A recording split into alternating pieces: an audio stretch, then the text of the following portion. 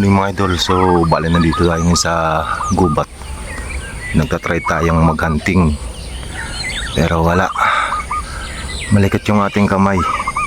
Tayo huha. Dami sanang yung wild dab.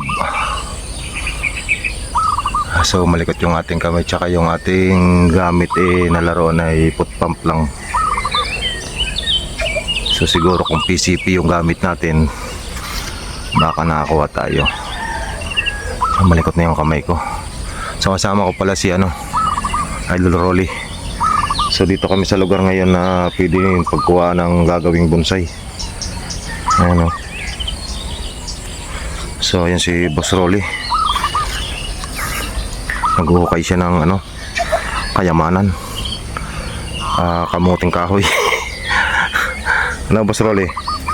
May laman na ba? So ayan siya. Ayun, napili niyang subject niya. Ang kanyang gagawing bonsai. Magandang gawing bonsai yan mga idol kasi malilit lang dahon yan. Pag nag-matured siya, lalong lilit yung dahon niya. Lalo pag nabonsai. So habang kukot-kot siya niyan, tayo naman nangahunting. Kaya lang wala tayong nahunting. Puro miss yung natin, mga patama. Gawa nga ng malikot na yung ating kamay. So siguro pag makabili tayo ng bagong laruan na PCP, yung accurate talaga tumama, mga pang long range.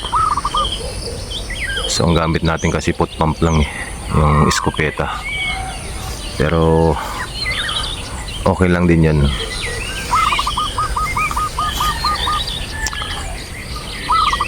Kasi ayun na yung mga ayun na sa taas. Wait lang.